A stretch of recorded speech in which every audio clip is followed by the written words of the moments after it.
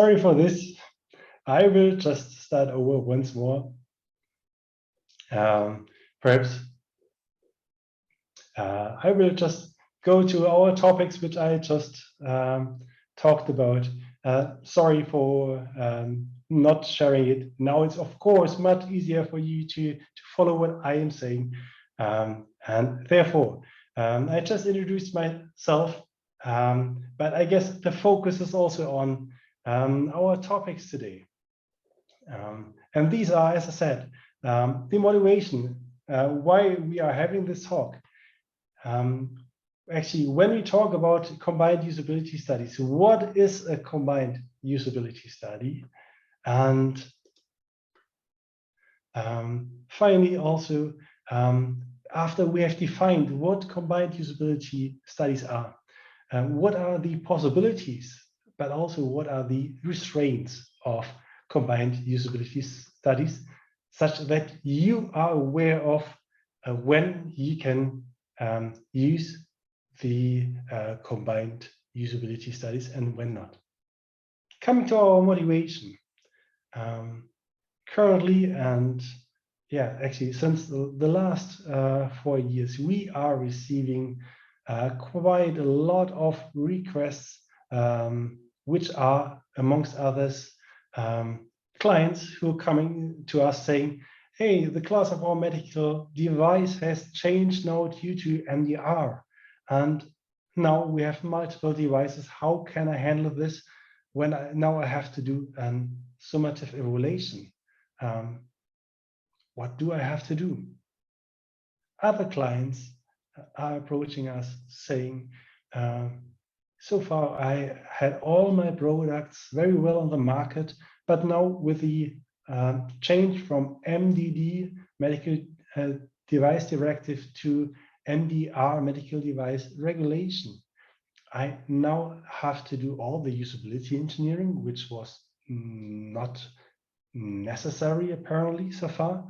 And what should I do now with all those different products which I have with my legacy products? The other class of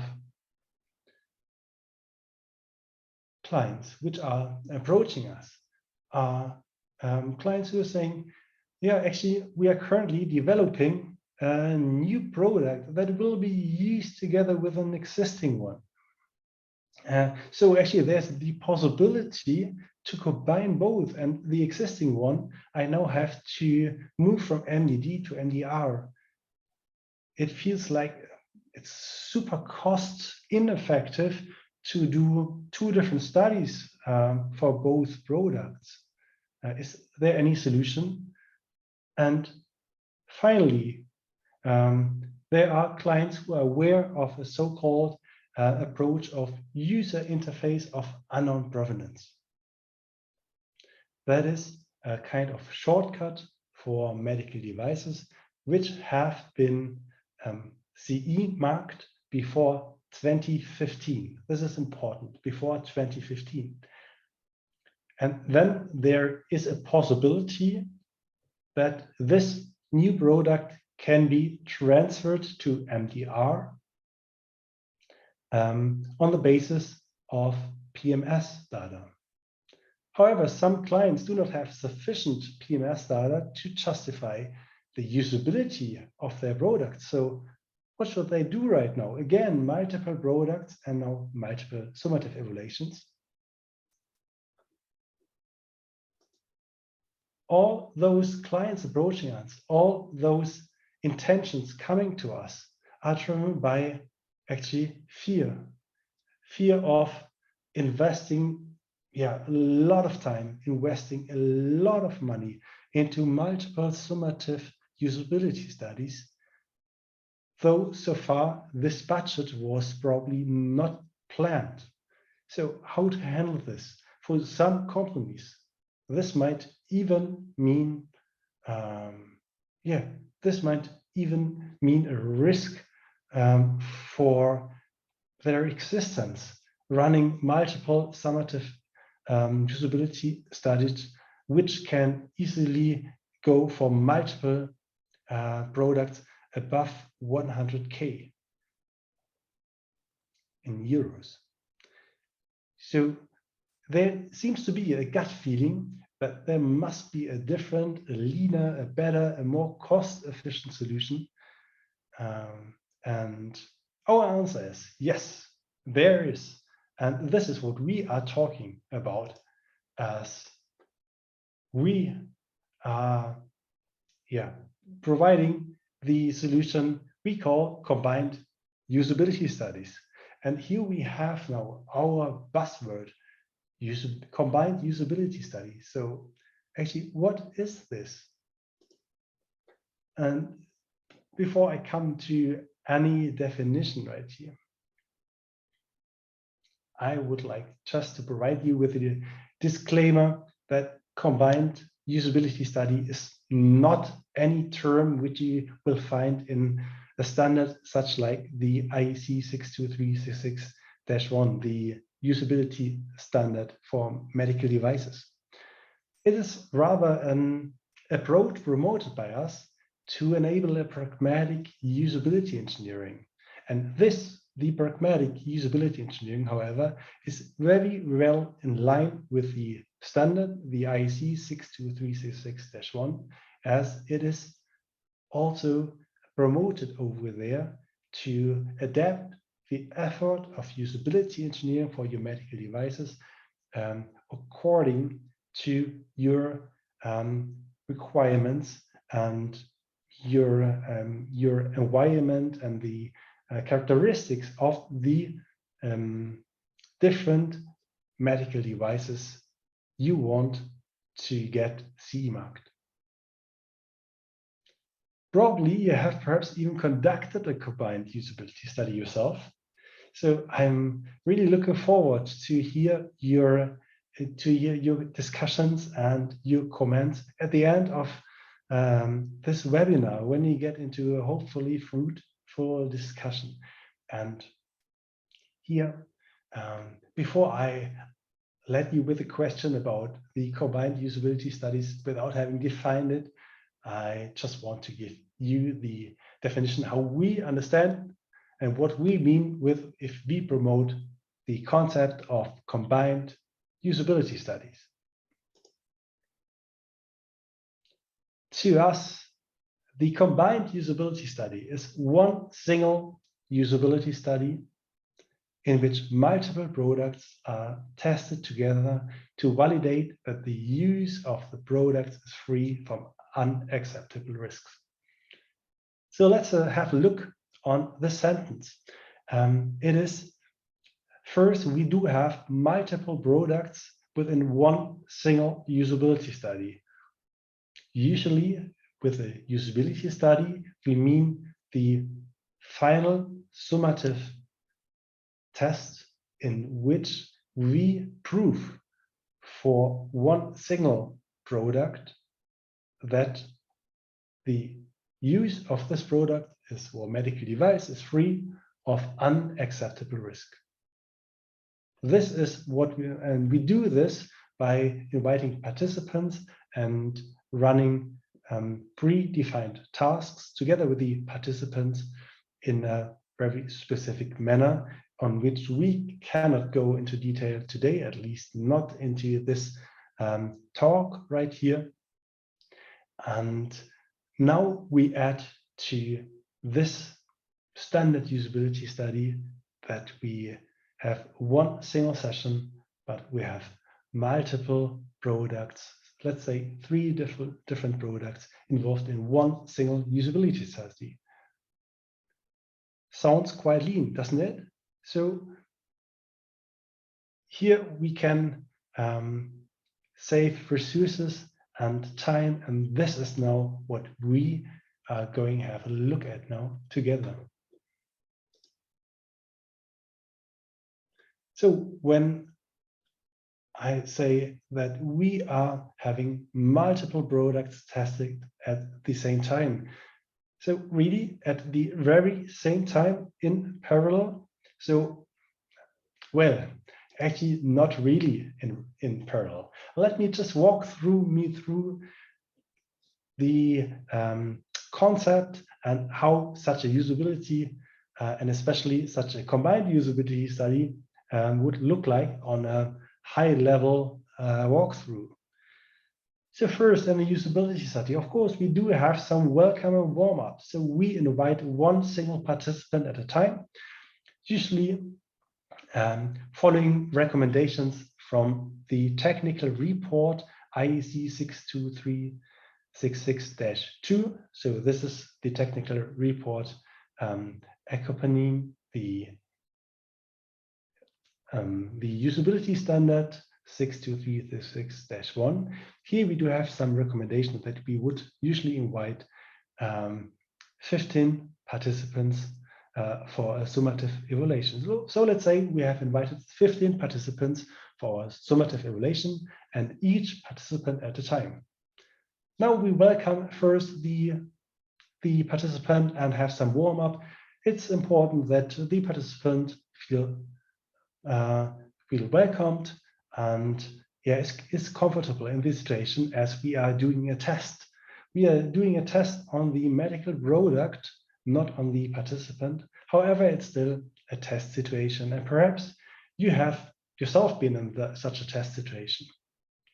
Perhaps you have ever made such an usability study yourself or participated even. Then you know that there's some recording going and it's some strange situation. So first we do our welcome, and then we really go into the usability study. So I first on a previous slide, I just described the usability study being having a fixed test protocol with specific tasks, which the user group, those participants which we invited, go through afterwards. And we do this for one product. Let's say we have product A. Let's say we have surgical instruments, and this could be like a scalpel. We test a scalpel in this case, and after the scalpel has been tested and applied by our participant, we go into a so-called root cause analysis. That is, we observed all the actions together with the scalpel of our participant, and eventually there were some use difficulties, some deviations in behavior which we did not expect it.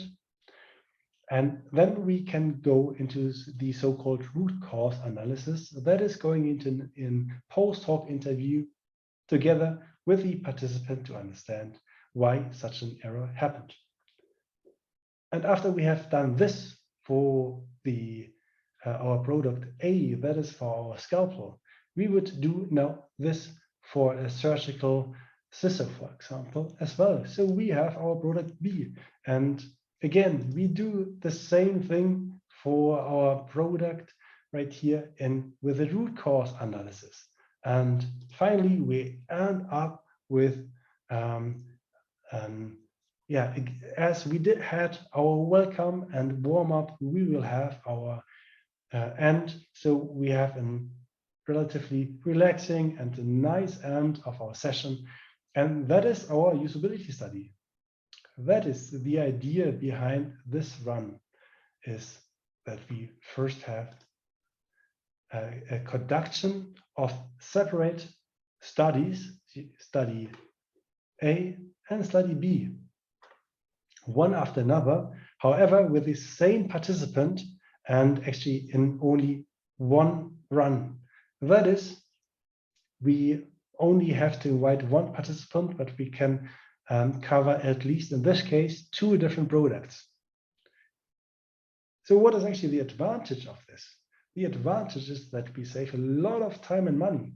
The reason being, we do not have to invite different participants. We do not have to search for different locations.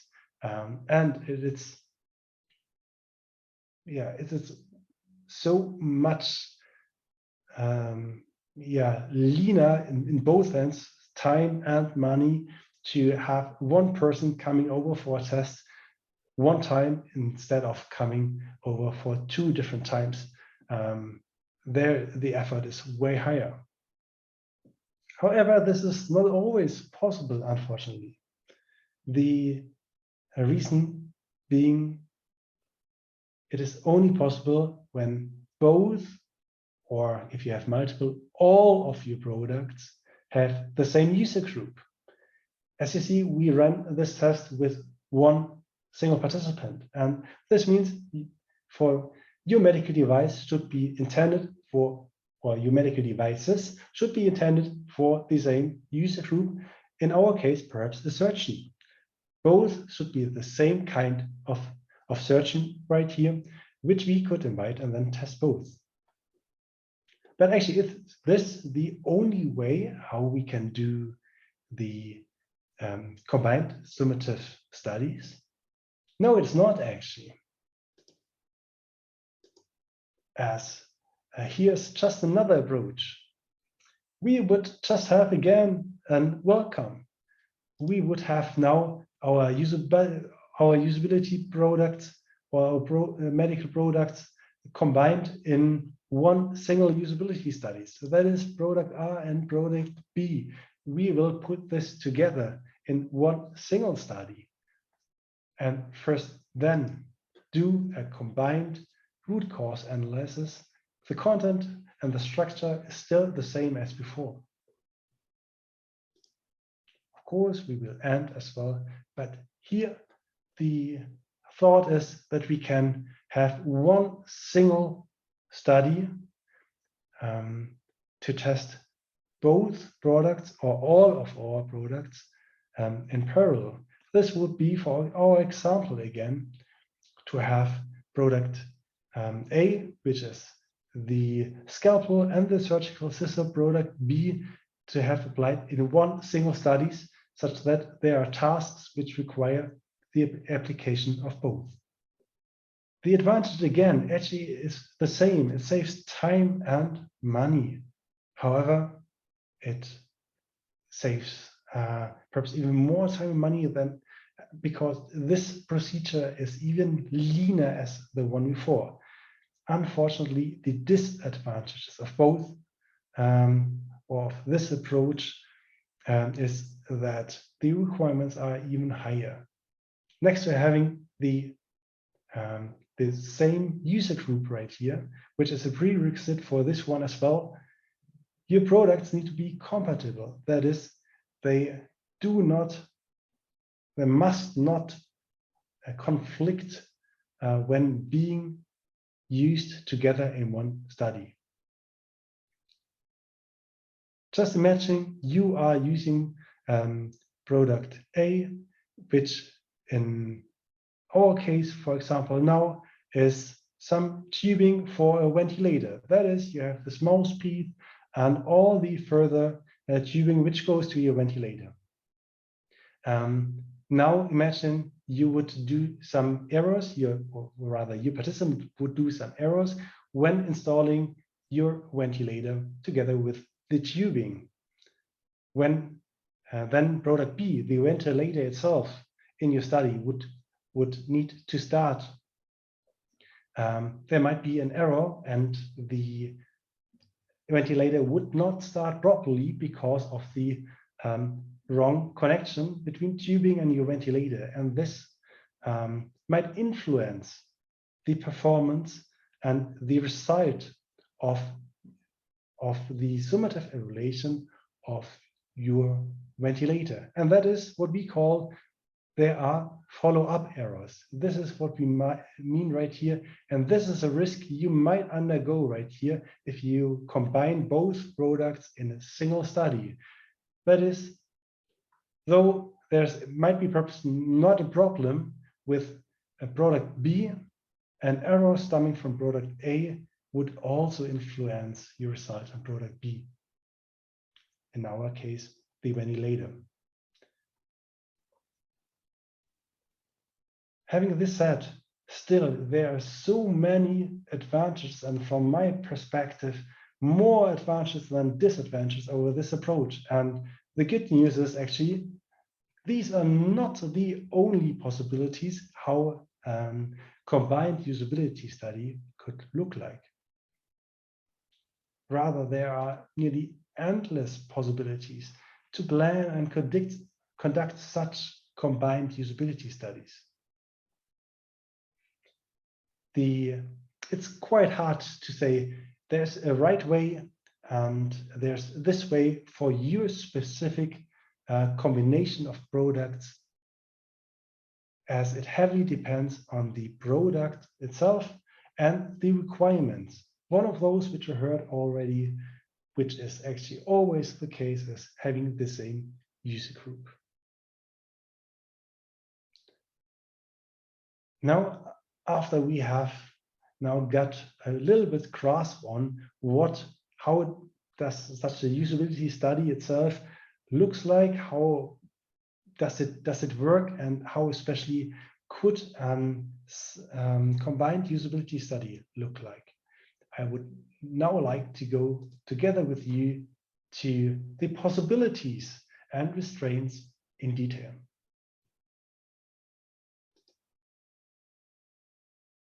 One of the greatest possibilities of those combined usability studies is that you can engage the same participant for different products on one single appointment. And this is what we have been talking about. Let's have an example right here. You are from a company providing both a patient monitor and a lung ventilator, both being used by intensive care unit nurses, so ICU nurses. You have the same user group, and now within one single session, you could give a test to both the patient monitor and the lung ventilator without having two different time points of your studies. Instead, you have one single participant, which at one time or one session tests both your patient monitor and your lung ventilator. Isn't this efficient?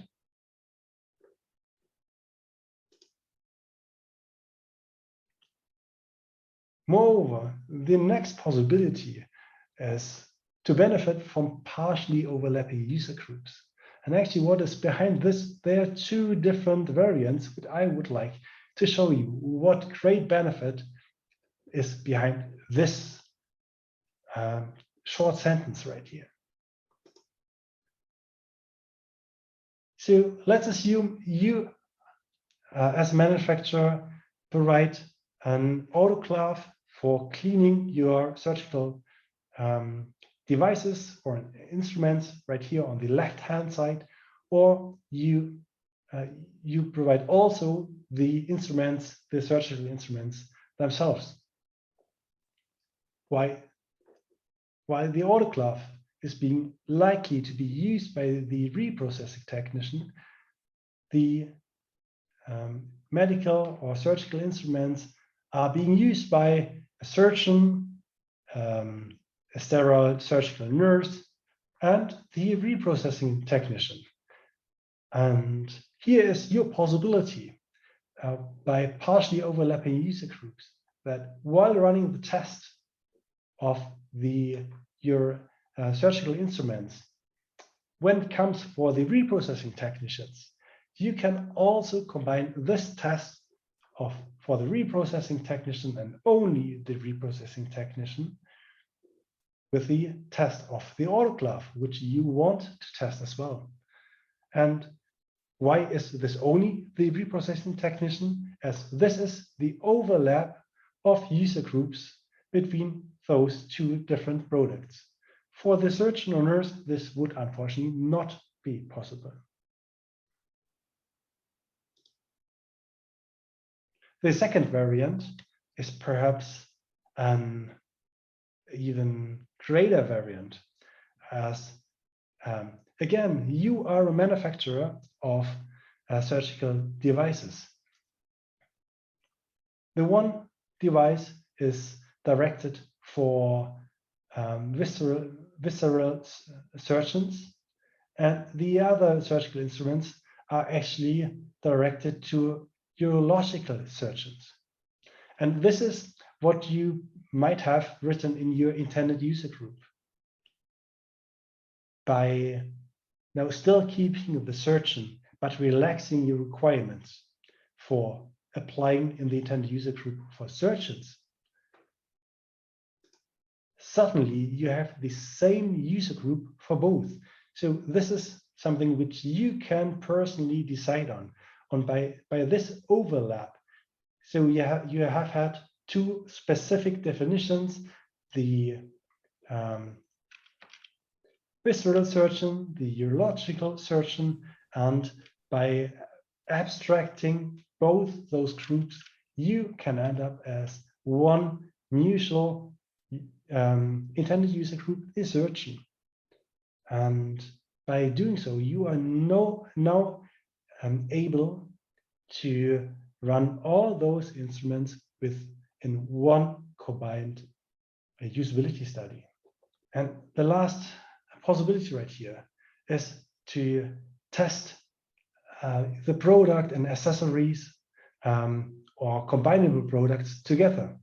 I already brought one of those examples, and this perhaps one of the cases which cover you, which apply to you. And this is, for example, let's get back to our ventilator for professional use, and we do have the breathing mask and tubing. You remember from my previous example, now we have this case, and the breathing mask and tubes cannot be really used without the ventilator and vice versa. So it makes totally sense to combine both and still market both as different medical products. Finally, the last possibility which we have right here is that we can build product groups out of similar products. And actually, this is a highly efficient way to write one joint technical documentation. That is what I refer to with TD, or at least one joint usability engineering file. This is UEF, and only test the most critical ones. And let me just quickly show you how this might look like. So first, we have a bunch of surgical instruments. Actually, currently, we are running a test for a client who started with more than 300 different new products. Just imagine 300 products being tested, perhaps even in single summative evaluations. This is catastrophic. Nobody wants this. And this is a financial disaster. Therefore, we worked out for our client and so-called rational and system, which I right here call use-related risk filter, how to analyze the different variants of the products and only pick those ones which are associated with the highest use-related risk. So we look just at the different characteristics, such as what is the sharpest instrument, what is the longest instrument, what is the most curved instrument, such characteristics which might be associated with risks of hurting the patient, hurting the user, the surgeon, him or herself. And finally, we ended up from the more than 300 devices to less than 50 devices only to be tested. Isn't this great? So this is the potential which lies under building these so-called product groups and documenting it, perhaps even for your complete technical documentation, but at least for your usability engineering file. So we have so many great possibilities.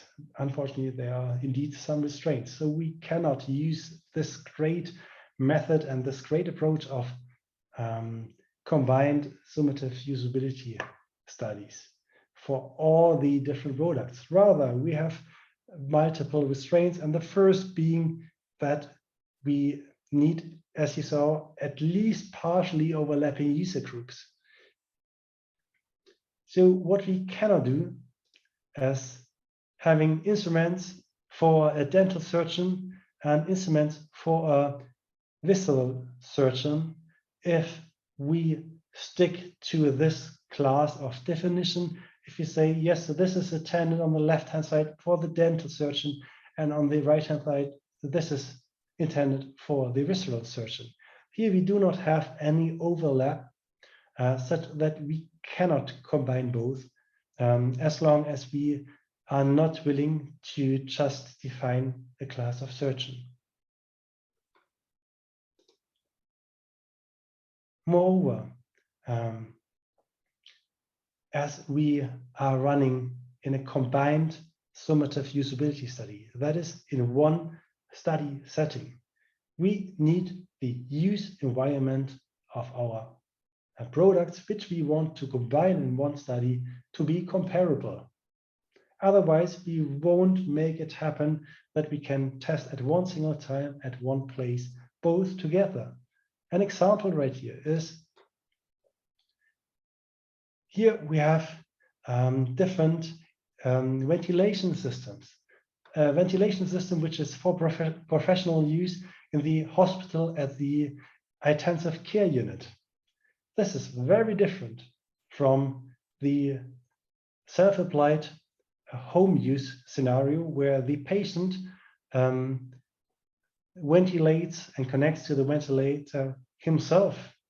So we cannot easily combine both scenarios, but instead we would have to test, even if it's the same product, the product with the user group 1 in the use environment 1, which is the intensive care unit in this case, and also the other product in the home setting to be representative for the intended use environment.